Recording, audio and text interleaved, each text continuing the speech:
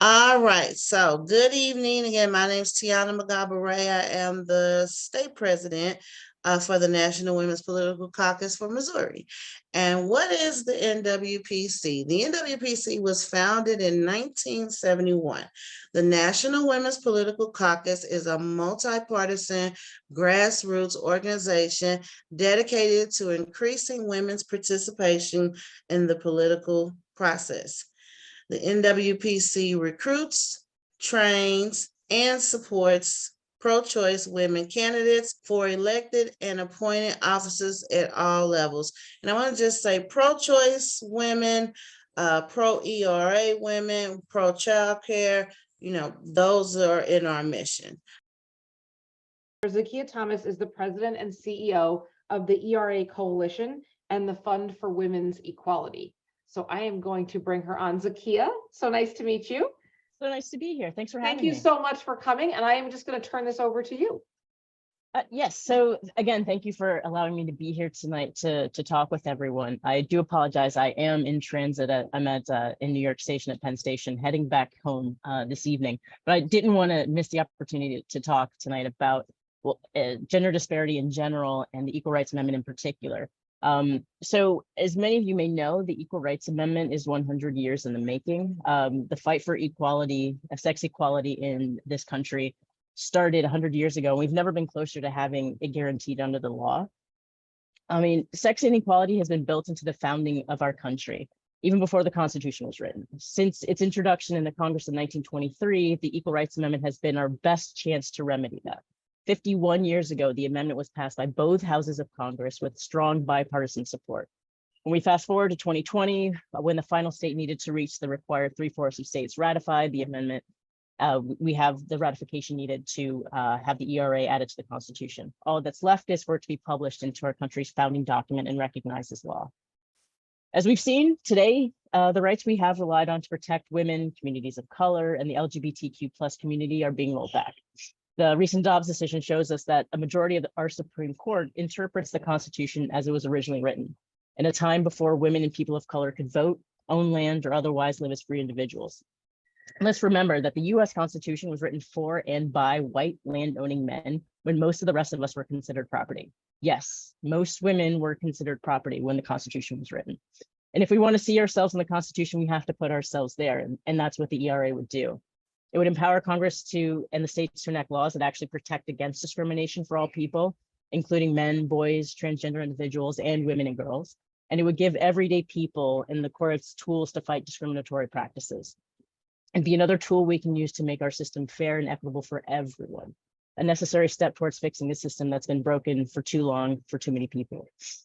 So over the last century, the E.R.A has gained overwhelming public support. Nearly 8 in 10 Americans across both parties support an amendment granting equality for all.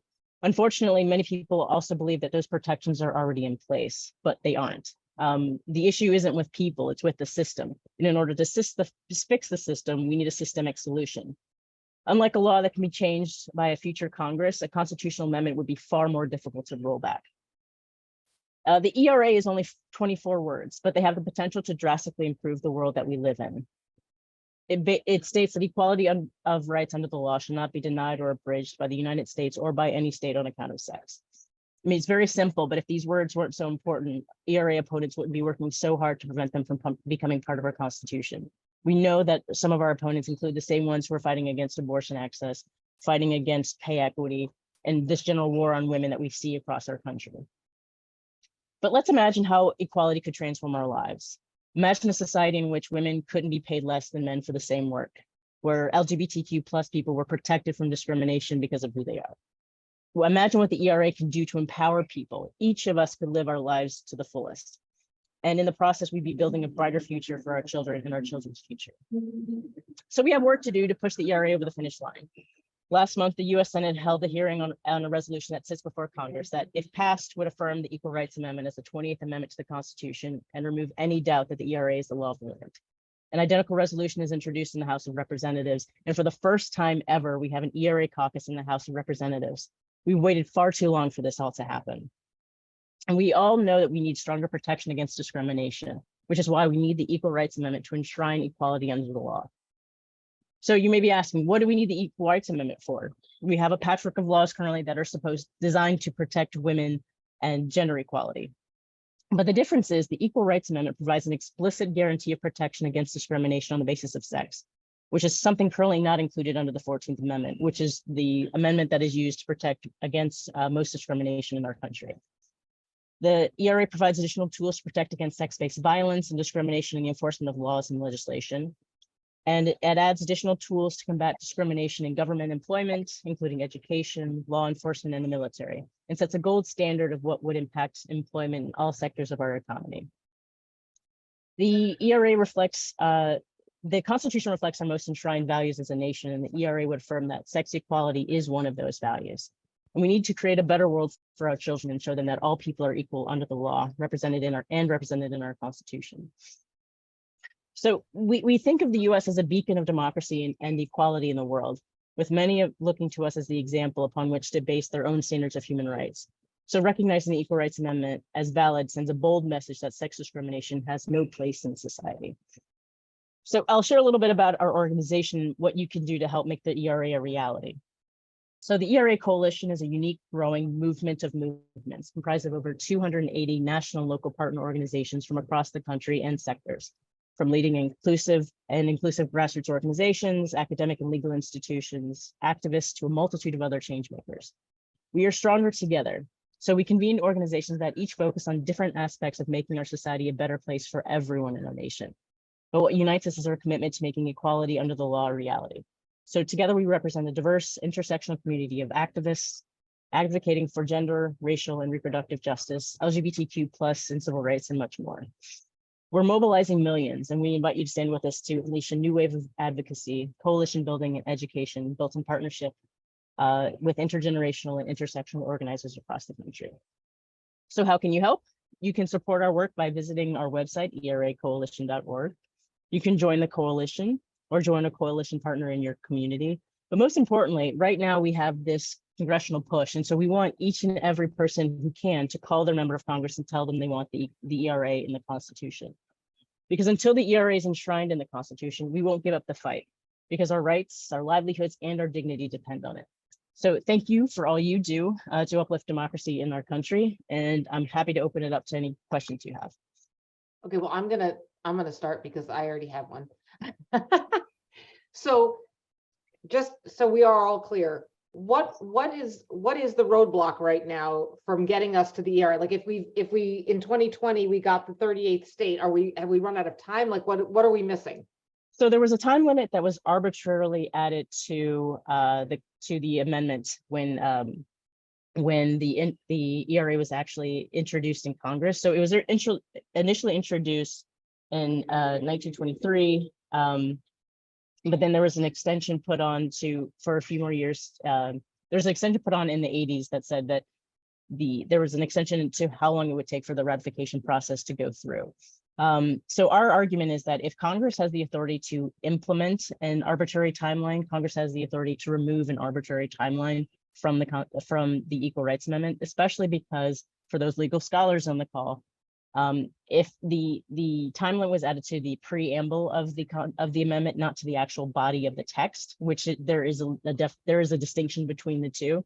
So in 2020, when Virginia, being the final state to ratify the Equal Rights Amendment, sent its ratification, the Trump administration decided that there's a time limit, and so the Trump administration's Office of Legal Counsel and the Judiciary and the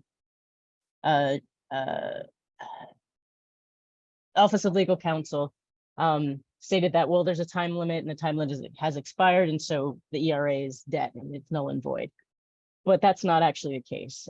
So as I said, for those of you who understand legal history and constitutional history, we argue very strongly that that deadline can be removed, and that if Congress can implement it, Congress can remove it, and that's the work that we're doing in the Senate and in the House right now. So let me just see if I understood that. We have everything we need. It is just literally now we got to get Congress to remove the thing that they put on it. So we actually don't have to have them do it, but if Congress actually acts to remove the deadline, then that sends a very powerful signal that not only does over 75% of the country believe that this is the right thing for us to do, but our leadership believes it's the right thing to do. Recently, the courts have weighed in and said that it's actually Congress actually has the authority to do something on this. And so we feel very strongly that if Congress sends the message to the archivists, especially with this new administration or different administration, then we have to wait behind it to withstand the legal challenges that we know will be brought forth. Okay, thank you. Let's see. So my first question that we've got is from, let me just back up for a second, from Margot McNeil. She said that Congresswoman Cori Bush is forming a congressional caucus for the E.R.A. Do you feel this will help? I assume you do, and how? Right. So I mentioned that for the first time ever, we have an E.R.A. caucus in Congress, and yes, Congresswoman Bush is the co-chair of that, along with Congresswoman Ayanna Pressley. We actually had a press conference with them recently, and I'll have to find it and send it over to you.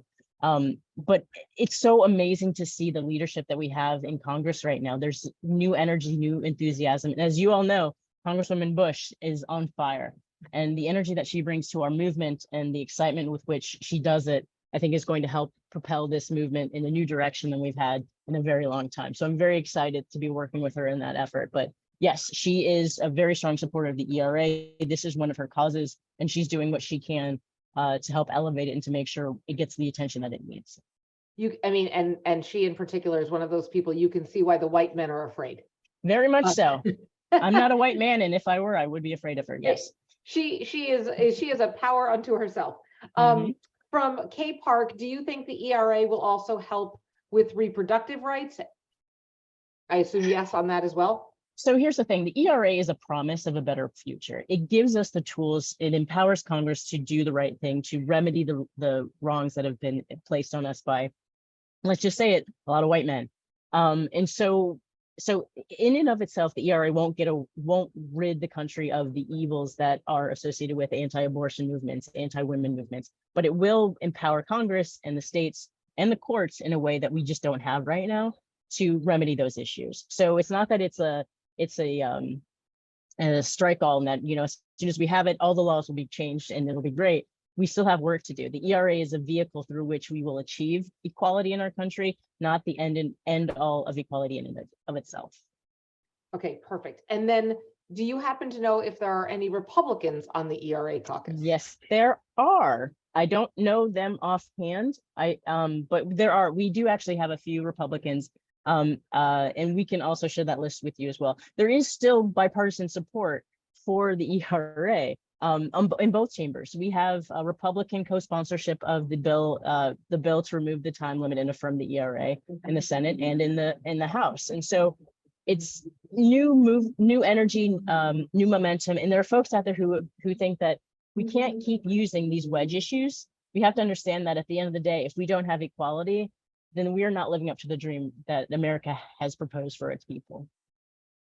100%. Oh my gosh, 100%.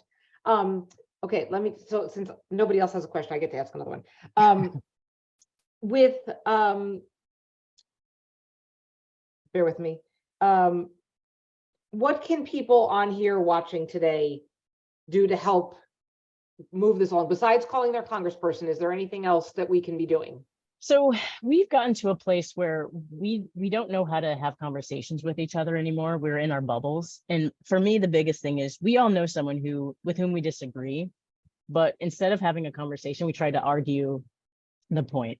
And so I would say is, in addition to supporting our organization, supporting your local communities, calling your member of Congress, have a conversation with someone where you're not trying to change their heart and mind. Sorry, I'm at the train station. Where you're not trying to change their heart and mind, but where you're actually just listening to what they have to say and trying to hear what their position is, because you'd be surprised at how closely aligned you may be, because there's so much more that unites us than divides us, and we've forgotten how to talk to each other. And because of that, we keep going into our separate camps, and we don't understand what the other person is thinking, and we just make assumptions about each other. So my first thing is talk to someone who may disagree with you, and don't try to change their mind. Just listen to them and see if they're open to listening to you without you trying to convert them.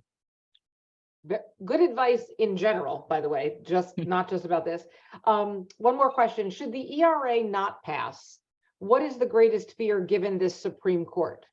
So it has passed, it has been ratified. So right now we just need to have it published. I just want to be clear, because we're very, we're very intentional in the language that we use so that we don't confuse people. So right now, if we don't have it published into the Constitution, the concern is we are becoming more polarized as a nation. And for the folks who try to use Ruth Bader Ginsburg's words against us to say that we need to start over, they're saying that because they realize that we are so polarized as a nation. There's no way we would ever get 38 states to agree on anything. We would ever get a majority of Congress to agree to pass something that is polarizing, though it shouldn't be. You wouldn't think that equality under the law would be a polarizing thing, but to some people it's scary because it assumes that if I get something, then that means someone else is having something taken away. And that fear mongering is what keeps us divided and keeps us separate. And so it's important for us to make sure that if we want to see change, we have to act, and we have to be willing to do something that's not only in our interest, but in the interest of others around us, and show them why that's in their interest. Too many of us vote against our own interest because we've been told to do something and we just blindly follow it. We can't afford to do that anymore. As we've seen with the Dobbs decision, right now, I think I have less rights than my grandmother did when she passed away in 2012, because that's the world we live in right now. And it's just unfortunate. But if we want to change, we have to be the change we want to see in the world. And that's where we have to go. Yes, I completely agree. As someone who was born in 1970, I say all the time that my two young women daughters have fewer rights now than I did when I was 3. So that's not a good place for us to be. Right. Zakiya, thank you so much. I'm Carrie Crompton. I'm the executive director of the Women's Foundation of Greater St. Louis. We are a relatively small nonprofit that really works to promote equity for women in the workplace in the Greater St. Louis area. The nonprofit's been around since about 2007.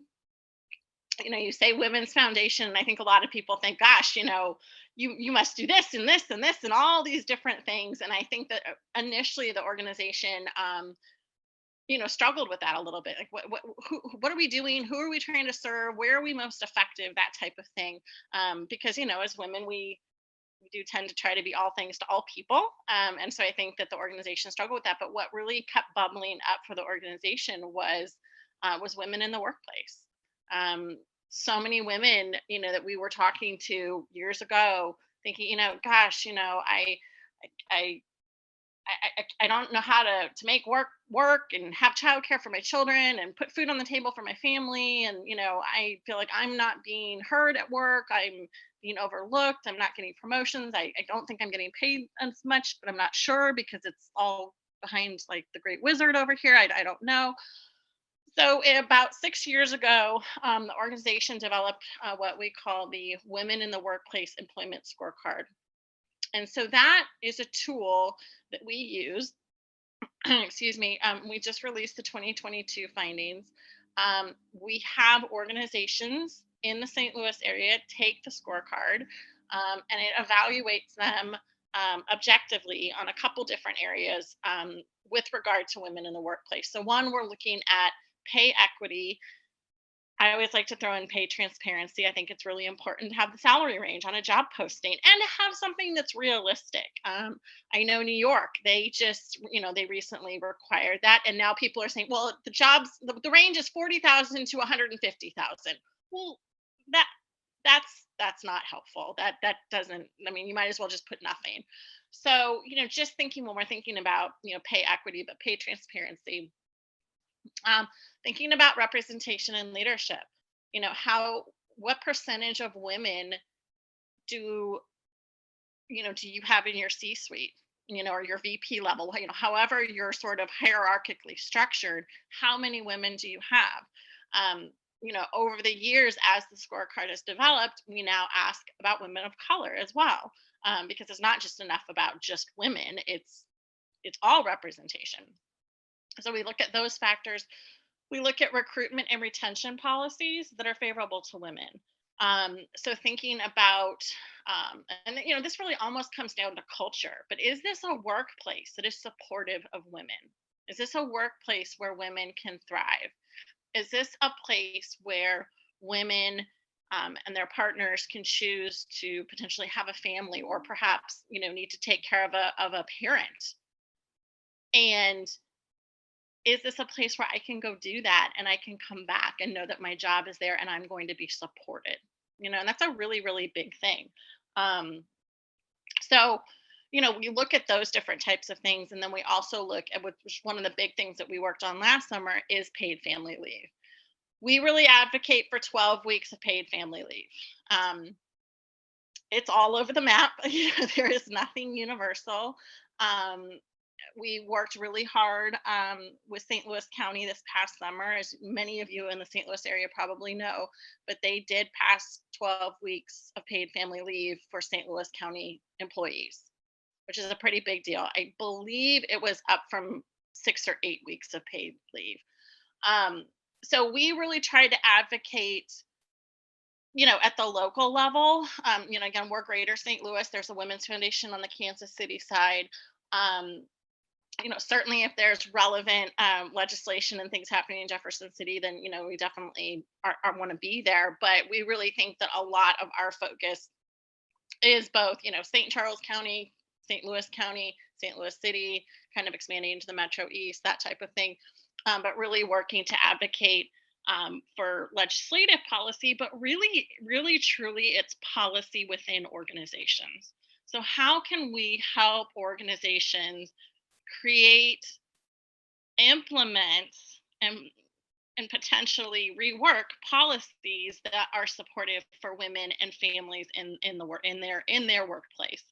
I think the flip side of that is the employee side of things. So I'm very excited that this year we have a cohort of students from WashU who they're creating the employee scorecard. So it's the antithesis, it's the opposite of what we've been doing. So we have a lot of data about kind of what's happening on the employee side or the employer side, but what's happening on the employee side. I think the first tactic we're going to use is, of the organizations that score well on our scorecard, who are doing things relatively well, talking to employees in those companies and saying, okay, hey, we're reporting that you've got this, this, this, and this. How's that working for you? Do you take advantage of it? Do you not take advantage of it? Which I think is even more important. And trying to understand, because I think, policies on paper sometimes look really great, but in practice they're not what they intended it to be. And so I think having that kind of feedback and having that perspective as well is really, really important. So I'm really excited about that. We've got some very gung-ho students who are very excited about this, and so they're knee deep in doing that. So that's kind of in a very quick nutshell what our organization focuses on. Tiana, I loved what you were saying about like programming and all of these things that you were talking about at the top, because that's exactly what I'm thinking. So I'm relatively new to this role. I only started in June of last year, so I'm coming up on a year. I've always been involved in organizations that deal with women and children. So other women's organizations, the diaper bank, things like that. But we have such an opportunity to bring organizations together. So for example, these organizations that are doing things really well. And then we've got organizations that are like, gosh, I don't want to take your scorecard because I don't think we're going to do very good, but we want to, but we don't know how. We don't even know how to create this, or, what's the business case for it? Because, the CEO doesn't think that it's wise to, excuse me, wise to do 12 weeks of paid family leave. So, excuse me, I'm so sorry. So being able to bring organizations, like-minded, like-sized organizations that are potentially in the same sector, the same industry together, and say, hey, ABC company, you really want to implement this. You're about the same size, same, industry as XYZ company. Let's introduce you together, put your heads together and see if you guys can't help each other out. So doing more of that type of programming. We're doing a couple webinars that have not officially been launched yet, but just talking about microaggressions in the workplace for women. It happens. I am a former attorney. I'm not saying the only reason that I left is because it was an old boys network, but it was, and it was not for me. We're doing one on wellness in the workplace for women, but really most importantly is how to advocate for yourself in that space. And so being able to, ask for whatever it is that you need. And so trying to do more of that programming, because I think that's really the opportunity that we as an organization have, much like what you guys are doing, is just amplifying voices, amplifying issues, amplifying voices. For me, being able to come on and talk to amazing, beautiful faces like yourselves, that's how we get our message out, and I think that's how we share things. And I learned all about you guys tonight. I was not as familiar with you guys, and so it's great to know all of this. So anyway, so I don't know how much more time I have, Melissa, but No, first of all, that's all fascinating, like okay, amazing. great. And going into tonight, so Yeah. Helena put the link to your website on, Great. and I know that I went on tonight and signed up to get your newsletter Yeah. because I didn't know enough about you. So you guys can do that. It's right at the bottom of their Yeah. website. Pretty much any page you go to, if you go to the bottom, you can get their newsletter. So what I always like to ask people is Yeah. well, let me back up because I did have a question about the scorecard. So when Sure. people, when companies or organizations take the scorecard and then they get their results, Mhm. I assume then that the following year they take it again in hopes of doing better. Have you noticed that they are actively trying to improve? Like, Yes. So the short answer is yes. And that's also something I think we have a real opportunity to tell the story with that data. Yeah. Because, going back to that company that's like, oh, I don't want to take the scorecard because I don't think I'm going to do very well, or gosh, we didn't do very well last year. So, let's not do it. But, even if you didn't knock it out of the park, like commending organizations for improving, because maybe it was 1 out of 4 the first year and now they're up to 2 out of 4, like that's huge progress. That means Right. they're actively making change. They're actively doing those types of things. And so that's definitely something we want to highlight. So we're going to need another cohort of brilliant WashU students to really kind of dissect that data and be able to really tell the story about what's happening. Obviously, COVID, didn't do anyone any favors in this space. Probably just widened the gap even more. Yeah. But yeah, I mean, just being able to talk about how companies are improving, I think is probably the bigger nugget than just people that are like, yeah, you're 4 out of 4 every year. Yeah, Right. good for you. Well, and I also think it's a really important lesson. It's one that we try to teach our children, but sometimes we all don't learn this lesson, which is that it's okay to try and also not do well or fail, because Yeah. actually I'm a former teacher. That's Yeah. actually when we learn. We're not learning Exactly. anything when we get the 4 out of 4. Sure. We're not improving. We have no place to go from there. But when Sure. we get the 2 out of 4, it becomes really clear to us. So it's actually more important that Mhm. those companies are taking it so that they can learn. And then when they Exactly. figure out how to do it, then they can share it with somebody else. Sure. Because for a lot of companies, we hear from them that the process of just going through the exercise of looking Yeah. at their own data and pulling that information, because for some of these organizations, typically it's an HR person doing this, but they might have to pull in a diversity, equity, and inclusion officer. They might have to pull in lots of different departments. So Right. again, depending, so then, so that's a kind of an exercise in and of themselves. They're like, oh, we never looked at it this way, or we never thought about representation and leadership. We never thought about that, sadly. But I think for a lot of the organizations, it kind of spurs those conversations internally for them. Absolutely. Well, Carrie, thank you so much. Thank We We have are a so couple, we have a excited. couple questions. Oh, we do have a couple of questions. Okay. One question and one reminder. Okay. So, can I ask Carrie to mention to save the date for making a difference? Oh yeah. I can.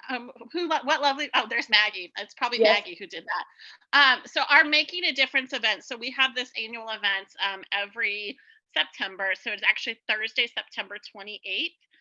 It's at the Ritz in Clayton in St. Louis. So it is our opportunity to honor people who are doing things to help promote women in the workplace. And this year we're really excited. We're changing things up a little bit, and we're actually going to be honoring the people who are doing really well on the scorecard. So it really, everything we're doing is about the scorecard. And so we're going to have a panel. We're going to be able to talk about, looking at women in the workplace from many different perspectives. So looking at it from hopefully maybe a medical and a science background with the 12 weeks of paid family leave, why that's important medically speaking, looking at it from the employer's perspective, but also from the employee perspective as well. For employers who don't have paid parental leave, what are the reasons they usually give as to why not, or why not longer? Yeah, expense. I think they think that the upfront expense of, well, we're going to have somebody who covers this, we're paying somebody who's not working. And then we have to have somebody covering it. And depending on the role, we might have to have a temp. We might have to, all these different things. The long-term effect is you're not going to hire somebody in 6 months because she's going to come back to work. It goes back to, it's a place that is comfortable for her. It is a place that is supportive for her. She's going to want to stay, and blah, blah, blah. So that's where the business case is going to come into play. Like, we need to create that business case to talk to those high-level CEOs that are like, I don't want to do this, but here's why you need to do this. Right. Well, Carrie, thank you so much. I very much appreciate your time. Representative LaKeySha Bosley has not been feeling well, so her voice is pretty scratchy. She's not in great shape, and she has come anyway. So we are so grateful that she is here. Welcome, Representative Bosley. Thank you so much, Melissa. I greatly appreciate it. Again, ladies, please forgive me for my voice. I am not feeling 100%, but this is an important issue, an important topic, an important conversation held by important women in our legislature, in our legislative process, not just in the state, but also locally. So when you all call me to show up, I'm going to do my very best to show up for you. So thank you. Bear with me if you can. My name is Representative LaKeySha Bosley. I am the rep for District 79, which is all in the city of St. Louis. I am here to talk to you about the gender disparities that we see naturally happening in the workplace in Jefferson City. I like to tell my colleagues all the time, when they look around the room, there is only about 2 handful of women who sit and serve in that chamber, Black and white. And if we get to the numbers of Black, there's only 5 of us. So there's 1 handful. But yet we keep having conversations about women's bodies, the disparities that women are facing through childbirth, and also how we can reduce our maternal mortality rate. I've been, successful this year in getting the bill out of committee. We've got it on to a House bill on the floor. So we're hoping that it passes. It's a clean bill. It does have some nefarious, not really nefarious. It does have some language that will give you pause, but after having a conversation with the director, as well as the organizations that have been working on the language, they pretty much say that the language is moot. It doesn't really do anything because the director already said that they're not going to start either purging or removing anybody from the roles until next year of 2020, until 2 years from now in 2025. So they have more than enough time to do that. Representative Bosley, I don't want to interrupt you, but can you just back up for a second? Because for some people, they may not know what this bill is about. Can you just give us a brief? Yes. Absolutely. So this is the maternal mortality bill, where we are increasing paid coverage through Medicaid and Show Me Healthy Babies program, where women fall in that gap. Excuse me, where women will fall in that gap. They'll receive from, right now it's 3 months of care postpartum. This will extend it to 12 months care postpartum. So to the previous presenter's point, that paid maternal leave and paid paternal leave is imperative. It is the right thing to do, but we also have to make sure, paired with that, we give them access to the resources in order for them to take advantage of that. A lot of times we don't get to hear the story of the partner when they're dealing with someone who's going through the postpartum period. And I think that's an important narrative that we miss a lot of times, because even though we may be going through it, or the birthing parent may be going through, the woman may be going through it, their partner is also going through it with them, trying to figure out how to help them So this is another way to also assist those partners in being able to identify postpartum behaviors and then get them the access that they absolutely deserve. And another disparity that we're seeing within the healthcare field overall, and if I'm going too fast, slow me down. You're good. And another disparity that we're seeing legislatively as well, it's not, it's the lack of access to healthcare of doulas. So right now, a lot of people don't even know, and it baffles me a bit that a lot of my rural colleagues don't know what doulas are. They know what midwives are, but they don't know what doulas are. And it kind of shocked me a bit because at that time, doulas were there are all types of doulas. There's not just pregnancy doulas. There are death doulas. You have a doula that's dealing with grief. You have all transitioning doulas. You have all types of doulas. So I would think that most people would know what doulas are. For the people that don't know what doulas are, the difference between a midwife and a midwife still has some medical training where they can perform small procedures. If you're giving birth at home, they know how to perform small medical procedures in order to stabilize you to get you to the doctor. Whereas a doula knows how to focus solely on mommy and tells mommy, hey, you need to calm down, you're elevated a bit. They will come over, they will cook, they will clean, they will do all of the things to help release stress off of you so you can grow a healthy baby. Because we know if mommy is healthy, then baby is healthy. So we are working on a bill right now to try to get doulas reimbursed through Medicaid. And what that looks like is most people who can afford doulas can afford private insurance.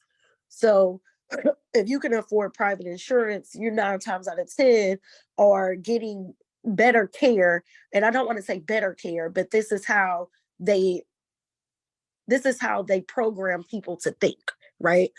If you're able to get private insurance, then you're able to get more access to better health care, and it's more likely for you to have better healthcare outcomes because you have the finances to be able to keep up. So with doulas being reimbursed through Medicaid, now we're giving a whole host of populations, not just in the urban areas, but also in the rural areas like Southeast Missouri, Washington County, Warrenton, all of these really small counties that don't have true access to hospitals or to healthcare facilities. These doulas will be able to travel throughout the state, kind of similar to a travel nurse, but they'll be able to travel throughout the state and get reimbursed through Medicaid for their services. So that's from anywhere from $1,200 to $2,000. And I don't know about you all, $1,200 to $2,000 sounds real good, but not to be sitting around trying to pay for a doula if I don't have it. Because we're trying to rub pennies together to pay the lights. Most of the people in my community are doing that, and in my district. So trying to give them access via that way, it also shows a reduction in maternal mortality. And we have one of the most abysmal maternal mortality rates in the entire country. Our maternal mortality rate is higher than the national average. And that should tell you something. Not only are we closing hospitals, but we're closing our doors to women. Now that we're forcing women, now that we're not only forcing women to have babies, we're not giving them the proper access to those resources in order for them to be healthy and safe. And I'll close with this. Last year, I passed a bill to determine this week of April 11th, April 10th through the 15th, Black Maternal Health Week. And I just want to say happy Black Maternal Health Week to all of you. And I hope that if you have anything going on in your community, in the neighborhood, anywhere, that you disseminate the information. Please share with everybody, because we need to know how we can be better in our communities, not just for Black maternal health, but also for all of our health. So with that, I'll take any questions. Okay, so we've got a couple of them that came in. First of all, do you know the bill number for that doula access bill? It's 1108, I believe. 1108, wonderful. And secondly, K Park is asking, doesn't House Bill 254 exclude extended Medicaid for mothers who had an abortion? And is that what you meant is going into effect in 2025? No, the abortion language we did not put on to the bill, that the amendment that Melanie Stinnett, she's a rep from Springfield, she's a freshman. The amendment that she put on to another bill, it does not have that abortion restricting language. So you're talking about the language that passed out of, it passed clean out of committee, but you're referring to Senator Tracy McCreary and Senator Elaine Gannon's bill, where Senator Mike Moon put that language on there. So, okay, because they put that language on there, that Senate bill, I don't believe will pass. But we have other avenues and other bills that will help kind of push that bill to the back. Okay. Representative Bosley, thank you so much. I did not know all of those things. I did not know about death doulas. So yeah. Thank you. That was very helpful. And I appreciate your update on some of the bills that are going on. We're going to let your voice rest. If some other questions pop up towards the end, I'll come back to you. How's that sound? Please. And I sorry, I have to correct myself. It's House Bill 1190. That is 1190. Okay, yeah. Helen, will you throw that back in the chat?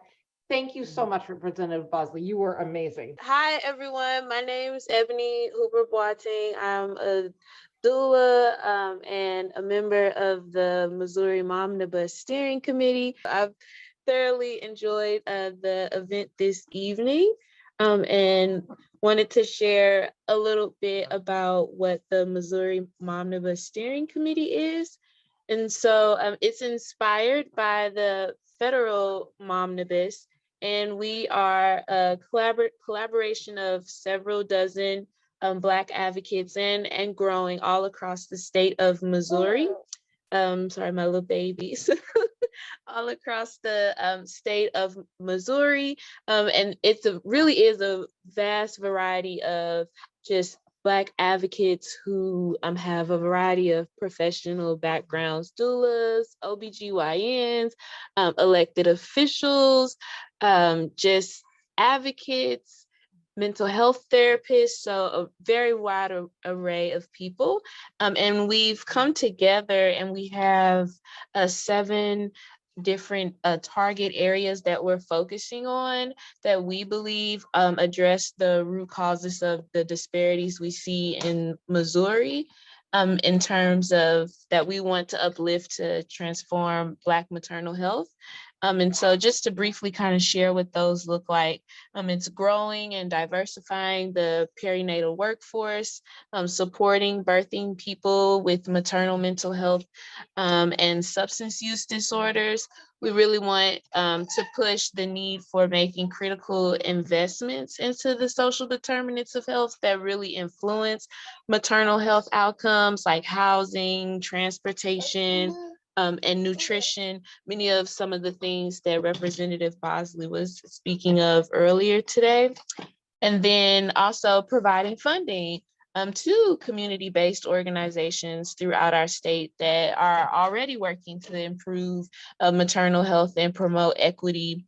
Also, there is that need for the promotion of innovative payment models to incentivize high quality maternity care, as well as non-clinical perinatal support. So Representative Bosley, I love that you made that distinction between doulas and midwives, because that's definitely a question that we get often.